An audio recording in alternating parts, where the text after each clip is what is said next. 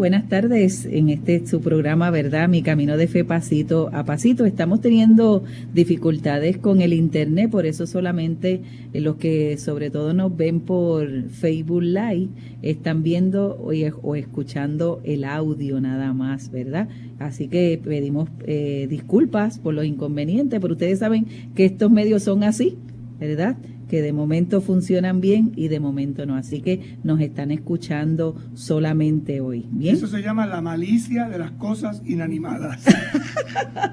Así que ahora hoy estamos haciendo un podcast, ¿verdad? Así que porque ahora se le llama en estos nuevos lenguaje que estamos adoptando un podcast. Así que estamos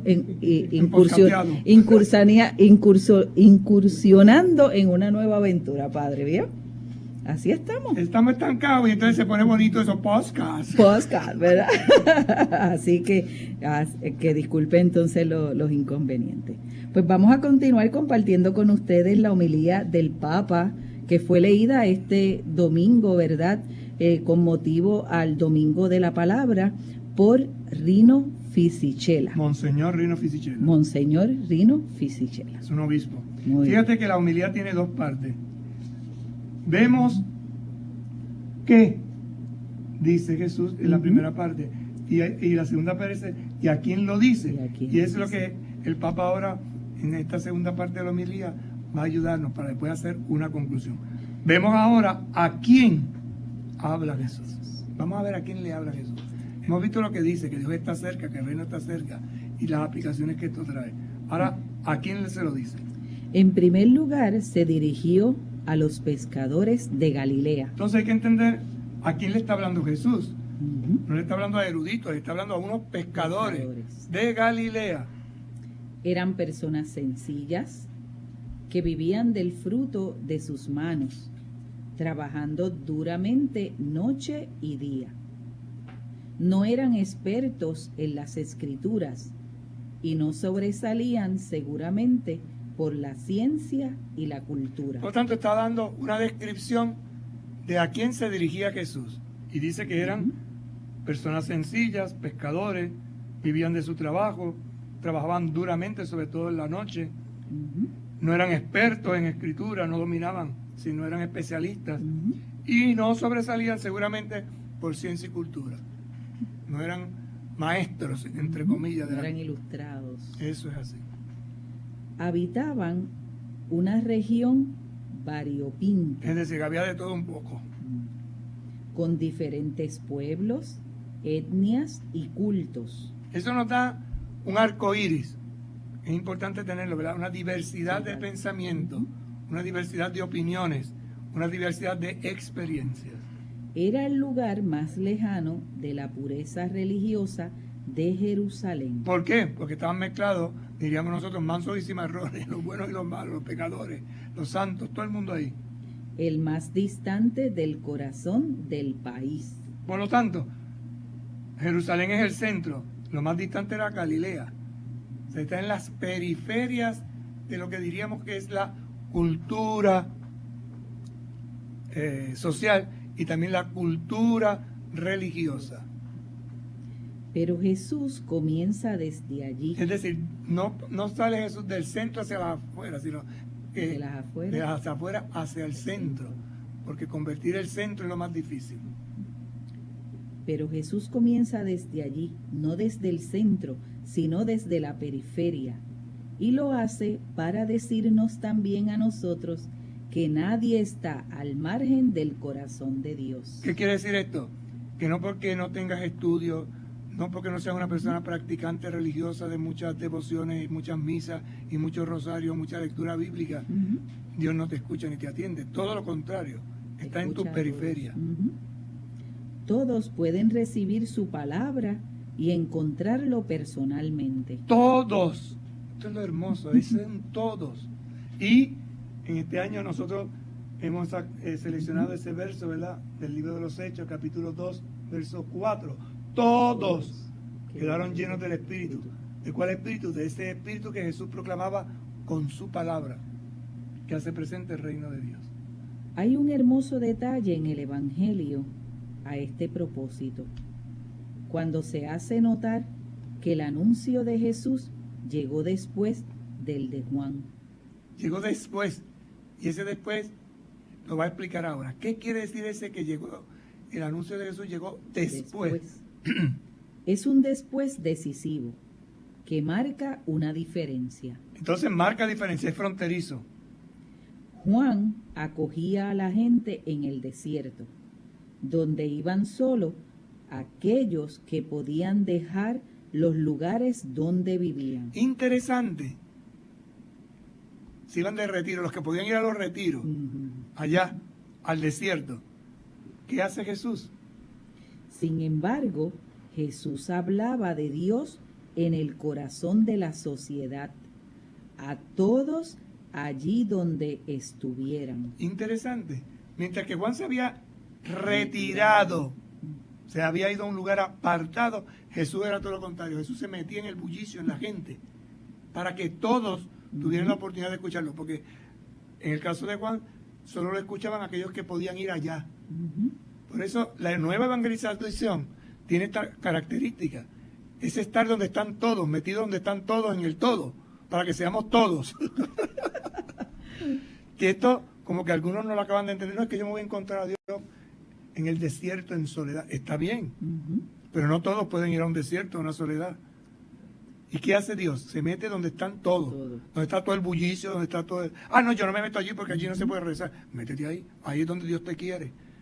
Es curioso, es curioso porque esto es un cambio, como dirían los jóvenes, brutal de mentalidad.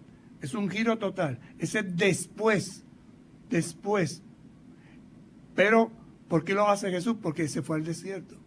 Si quien ha tenido la experiencia del desierto entiende que Dios le está pidiendo, deja el desierto y métete en la ciudad. Y algo interesante de esto que usted está comentando, padre, es que Jesús muchas veces buscaba lugares y espacios solitarios, pero allí llegaba la gente, porque había una necesidad, había una sed, había ese deseo de escucha. Claro, Jesús se retiraba para momentos importantes en la vida, pero como también la gente se acercaba a ellos. Pero los que podían, la gran mayoría no podía, y entonces ¿qué hacía él? Se metía allá. Es como los marullos. Si ustedes se dan cuenta, el mar, por eso el mar es muy simbólico en la evangelización. ¿Qué hace el mar? Se retira y llega hasta la orilla, y cada vez sube la marea, va subiendo. Así fue el proceso de evangelización. Fue subiendo. Y esto, como ejemplo, nos va a abrir a nosotros las fronteras de nuestra estrecha mente para darnos cuenta que el Señor quiere algo más de ti como evangelizador. Ciertamente que quiere que tengas la experiencia de la soledad y te nutras, pero no es para quedarte allá escondido, sino para que vuelvas con fuerza, como el marullo. Fíjate que los marullos, según va subiendo la marea, con más fuerza, y va llegando, ganando más terreno. Y a veces uno va a la playa, si va tempranito, y la orilla está ya lejísimo, y uno se siente, y va pasando el día, cuando tú vienes a ver, está casi... tenías la silla allá y la tienes que mover porque ya estás en medio del mar. Esta es la clave de un proceso evangelizador. ¿En dónde estás? ¿En la periferia o en el centro? En el centro, en la periferia. Vas y vienes y vas. Ahí es. Subir y bajar y subir. Entonces dice, sin embargo, Jesús hablaba de Dios en el corazón de la sociedad a todos allí donde estuvieran. Allí donde estuvieran. Por eso, en las casas, en el mercado, en el templo, donde iba la gente. Hay gente que va al templo. Pues allí llegaba. Hay gente que va al mercado y no va al templo. Allí llegaba. Hay gente que va a las casas, en las plazas, en las calles, en los caminos, donde está la gente. Y tú y yo como evangelizadores, ¿dónde vamos? ¿O nos quedamos simplemente encerrados en nuestro pequeño círculo? Esto es interesante para que repensemos cómo las estructuras pueden estar caducas y hay que dejarlas y crear nuevas estructuras en un proceso evangelizador. Y no hablaba en los horarios y tiempos establecidos. O sea, por la mañana, por la tarde, por la noche, en el templo, fuera del templo, en el culto, fuera del culto. No tenía reloj. Hablaba, anunciaba, proclamaba, y por eso llenaba de esperanza a la gente, porque la gente lo recibía en el preciso momento que lo necesitaba. Ve a mi viña a trabajar. Y después, ¿y por qué tú estás ahí? ¿Por qué no has ido a mi viña a trabajar? No había hora. Primera hora, segunda hora, tercera. Incluso una hora antes de cerrar el trabajo. Uno a lo mejor 5 minutos y ahí, pues 20 también. 20. Y le paga lo mismo.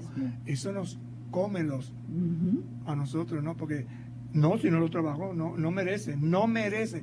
Es que no es merecimiento, es gratuidad. Esa es la cercanía de Dios. Él se hace cercano porque lo da gratis.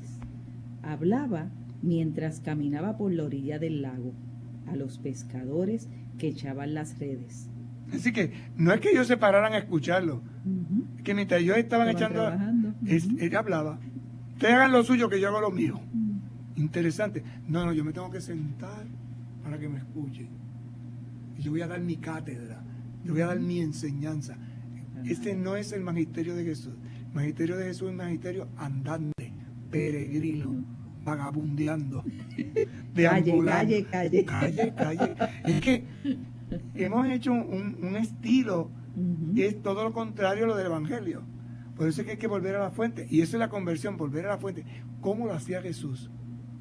No eran discursos largos, ¿cómo lo hacía? Y los discursos que hacía usaba ejemplos y cogía los ejemplos más sencillos y la gente lo entendía. Porque le hablaba desde la vida, en la vida y para la vida.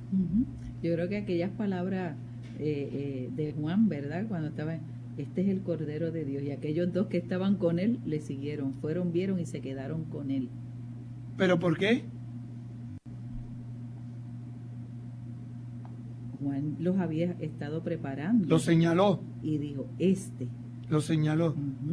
Por tanto, acostumbrados a que el maestro diga, pues vamos a seguir. Y entonces Jesús le dice, ¿qué quieren ustedes? ¿Qué buscan? Pero no se quedó. Vengan, caminen conmigo, muévanse. Y entonces llegan a su casa, a un lugar propio, a su casa. Y allí hablaron y se quedaron, la pasaron bien. Es otro concepto. Y ellos mismos después, al descubrir esto, siguen buscando. Vengan, hemos descubierto. Por eso la pandemia nos ayuda, si la vivimos positivamente, a descubrir todo esto. Y la nueva evangelización va en esta clave. Hay que cambiar esquemas, hay que salir, hay que reconstruir en clave de Jesús peregrino, en clave de Jesús en movimiento. Iglesia, discípula, misionera. Todos en salida, misioneros, discípulos, todos en salida, todos, desde el pastor, el maestro, hasta el más insignificante o pequeño de la comunidad. Se dirigía a las personas en los lugares y tiempos más ordinarios. En lo más ordinario del día. ¿Están cobrando impuestos? Allá iba. ¿Están en el mercado? Allá iba. ¿Están en el desierto? Allá iba. Y de eso hacía una catequesis. Iba. No esperaba que vinieran. Iba. Y cuando él se retiraba, por eso la gente lo buscaba, porque encontraban que sus palabras realmente le daban sentido. Esta es la fuerza universal de la palabra de Dios, que alcanza a todos y a cada ámbito de la vida. Importante esa frase que el Papa dice en este momento. Esta es la fuerza. Esta es la fuerza universal. Hay una fuerza universal, no solo particular y personal, no. Hay una fuerza universal. ¿Cuál es? De la palabra de Dios que alcanza a todos y a cada ámbito de la vida. Y me recuerda la carta de los Romanos, ¿no? Está en todo, lo envuelve todo, lo abarca todo, lo llena todo.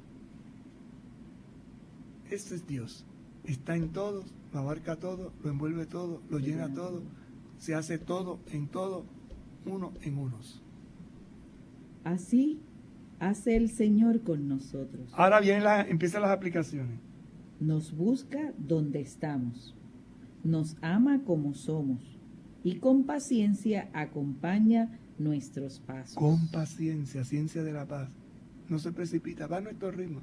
Caminó con los de Maús, caminó con el etíope, camina con los niños, con el joven, con el adulto, con la mujer, con el hombre, con todos. Ahí, a su ritmo, a su paso.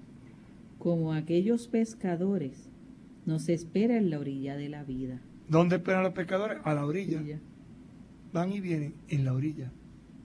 Con su palabra quiere hacernos cambiar de rumbo, para que dejemos de ir tirando y vayamos mar adentro en pos de Él. ¿Qué entiende usted para que dejemos de ir tirando y vayamos mar adentro en pos de Él?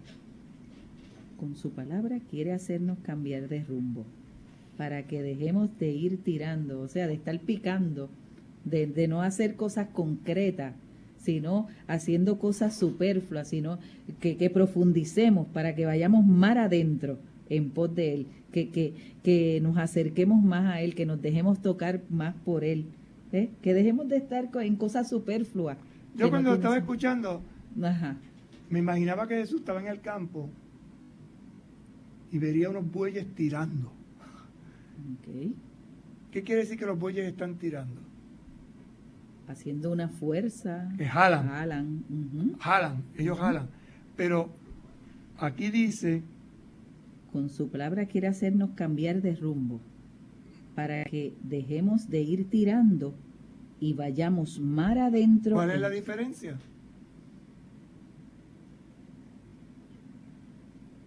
Que se lanzan, abren camino, no tiran al camino.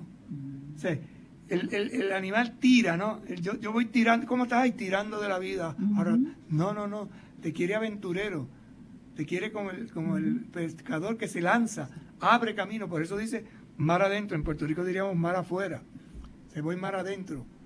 Eso es muy mediterráneo. Nosotros decimos, ¿dónde vas? Mar afuera.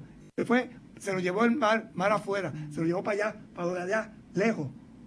No lo tiró, se lo llevó. Entonces, el pescador, ¿qué hace? Se lanza y abre camino. No va tirando, no sé si ve, no es una carga. Estoy tratando de agarrar el hilo, ¿verdad? Para poder comprenderlo en ese sentido. Ok. Para los que no nos están viendo, solamente nos están escuchando, él me acaba de pasar el hilo. No para que tire, sino para que abra. Que no es lo mismo tirar, arrastrar, que abrir. Es un juego de palabras lo que se está mirando, ¿no? Es decir, lánzate, no tengas miedo, echa para adelante. No tires. Ay, aquí, ¿cómo estás? Aquí. Sobreviviendo. No, señor, estoy viviendo. Y vivo cuando me lanzo. Y digo con dificultad, pero echo para adelante. Es importante esta actitud. Y uno se lanza entonces. Porque si no nos quedamos... Como decía la frase de la fortaleza, zumbarnos. Zúmbate. Zúmbate. Te tienes que zumbar. Si no te zumbas, no haces nada. Pero la palabra tiene también una fuerza particular. Hemos hablado de la fuerza universal. Ahora va a hablar de la fuerza particular. Porque la palabra de Dios tiene una fuerza particular. Vamos a ver cuál es. Es decir, que incide también en cada uno de modo directo, personal. Los discípulos no olvidarán jamás las palabras que escucharon aquel día en la orilla del lago. Síganme, los haré pescadores de hombres. No lo olvidarían jamás. Cerca de la barca, de los familiares y de los compañeros. Palabras que marcaron para siempre su vida. Jesús les dijo, vengan detrás de mí y los haré pescadores de hombres. ¿Qué quiere decir eso, hermana? Léalo otra vez. Los discípulos no olvidarán jamás las palabras que escucharon aquel día, en la orilla del lago, cerca de la barca, de los familiares, de los compañeros. Es decir, están en su ambiente. Sus familiares, sus barcas, sus amigos, sus compañeros. Escucharon una palabra. ¿Y esa palabra? Que marcaron para siempre sus vidas. Las marcó, le cambió. Los transformó. ¿Qué le dijo Jesús? Jesús les dijo, vengan detrás de mí y los haré pescadores de hombres. ¿Qué entiende usted? Pues que una persona, para aprender del maestro, para hacer vida, tiene que ir detrás de él, tiene que seguirle. Por eso Jesús nos sale al encuentro, nos llama, nos elige, ¿verdad? Nos saca de donde estamos, sea en nuestro trabajo, con nuestra familia, entre los compañeros, y nos dice, vengan detrás de mí, o sea, caminen detrás de mí, yo les voy a enseñar para luego entonces, ¿verdad? Lanzarlo, a hacer los pecados. Vengan detrás, que en el Evangelio más adelante de San Mateo, más no recuerdo, cuando viene Jesús contando lo que ha de suceder, que ha de ir a Jerusalén y ha de morir. Pedro se acerca y le dice, ni lo quiera Dios. Él le dice, apártate de mí, Satanás. Apártate, Pedro, ven detrás. O sea, no me desvíes del camino, no me desvíes de lo que el Padre me está pidiendo. Con los ojos fijos en Jesús, nosotros avanzamos detrás. Seguimos la ruta que Él ha marcado. Es distinto. Por eso nosotros como discípulos seguimos al Maestro. Es así. No los atrajo con discursos elevados e inaccesibles, sino que hablaba sus vidas. A unos pescadores de peces les dijo que serán pescadores de hombres. Pero lo sabían. Ustedes son pescadores, tienen una metodología, ustedes saben de eso. Pues yo quiero que eso mismo que ustedes hacen con la pesca, lo apliquen. Entonces, el que es electricista, el que es oficinista, el que es técnico, el que es sacerdote, lo que sabe hacer, que lo ponga en práctica para la evangelización. Por eso es que hay diversidad de formas de evangelizar. Y por eso unos llegamos a uno y otros llegan a otro.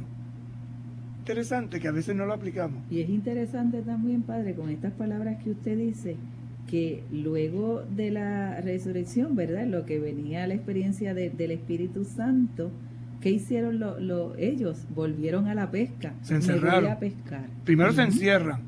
Y volver a la pesca es una expresión de ese encerramiento. Volví a lo mismo que era. Pescador de peces. Pero es que el Señor no te quería como pescador de peces. Y ahí vuelve el Señor. Muchachos, ¿qué han hecho? ¿Han pescado algo? Tírelan. Es el Señor. Porque tendieron el signo. Si Él está hablando, ¿qué quiere decir? Cambia, vuelve, inicia, lánzate, camina y sin miedo. Si les hubiera dicho, vengan detrás de mí y los haré apóstoles. Atención. Serán enviados en el mundo y anunciarán el Evangelio con la fuerza del Espíritu. Los matarán, pero serán santos. Podemos imaginar que Pedro y Andrés le habrían respondido, gracias. Más bien preferimos nuestras redes y nuestras barcas. Claro. O sea, ¿a quién le gusta ese proyecto? Y fíjate que ahí, esto da clave también para la promoción vocacional. O sea, el Señor te está pidiendo que lo que tú sabes, hacer, lo apliques desde tu realidad a otra realidad. Entonces, eso es lo que evangeliza. De pecadores, los hizo pescadores, que será un paso más adelante. Sin embargo, Jesús los llama a partir de su vida. Los llama a partir de su vida, de lo que ellos conocen, de lo que ellos saben. Son pescadores. Se convertirán en pescadores de hombres. Tocados por esta frase, descubrirán paso a paso que vivir pescando peces era de poco valor, pero remar mar adentro desde la palabra de Jesús es el secreto de la alegría. Y ahí las palabras de Pedro, el texto que usted citaba ahorita. Hemos pasado toda la noche pescando, pero no hemos pescado nada. Pero porque tú lo dices, por tu palabra, en tu nombre, yo tiro las redes. La segunda ventana de la puerta del discípulo. Así hace el Señor con nosotros. Nos busca donde estamos. Nos ama como somos y con paciencia acompaña nuestros pasos. Como a aquellos pescadores, nos espera en la orilla de la vida. Con su palabra quiere hacernos cambiar de rumbo, para que dejemos de ir tirando y vayamos mar adentro en pos de Él. Deja de estar tirando, lánzate. Sin miedo. No temas, yo estoy contigo. Por esto, queridos conclusiones, miren ahora la consideración final. Por esto, queridos hermanos y hermanas, no renunciemos a la palabra de Dios. Esta frase que viene ahora a mí me encanta. Es la carta de amor escrita para nosotros por aquel que nos conoce como nadie más. La carta de amor. Dios nos escribe una carta de amor a través de la Sagrada Escritura. Leyéndola, sentiremos nuevamente su voz, vislumbramos su rostro, recibimos su espíritu. La palabra nos acerca a Dios, no la tengamos lejos. Mira la aplicación que hace ahora. Llevémosla siempre con nosotros, en el bolsillo, en el teléfono. Démosle un sitio digno en nuestras casas. Pongamos el Evangelio en un lugar donde nos recordemos abrirlo cada día, si es posible al inicio y al final de la jornada, de modo que entre tantas palabras que llegan a nuestros oídos, llegue al corazón algún versículo de la palabra de Dios. Para poder hacer esto, pidamos al Señor la fuerza de apagar la televisión y abrir la Biblia. Consejo práctico. De desconectar el móvil y abrir el Evangelio. Más práctico. En este año litúrgico leemos el Evangelio de Marcos, el más sencillo y breve. ¿Por qué no leerlo incluso a solas, aunque sea un pequeño pasaje cada día? Nos hará sentir la cercanía del Señor y nos infundirá valor en el camino de la vida. En este año litúrgico, ¿verdad? Como decíamos ahorita, leemos el Evangelio de Marcos, el más sencillo y breve. ¿Por qué no leerlo incluso a solas, aunque sea un pequeño pasaje de cada día?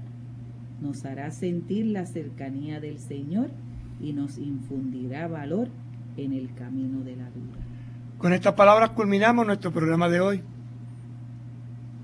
Palabras que ciertamente fortalecen, una homilía preciosa. La pueden conseguir, ¿verdad?, a través de internet, lo que quieran, Santa Sede, homilía del Papa, y meditarla y reflexionarla, profundizarla, que viene como en este miércoles que cerramos este ciclo de reflexión sobre la palabra, a fortalecernos en ese camino de fe. Oramos y pedimos al Señor, por los ruegos de San José, que nos ayude. Enséñanos, José, cómo se es no protagonista, cómo se avanza sin pisotear, cómo se colabora sin imponerse, cómo se ama sin reclamar, cómo se obedece sin protestar, cómo ser eslabón entre presente y futuro, cómo luchar frente a tanta desesperanza, cómo sentirse eternamente joven.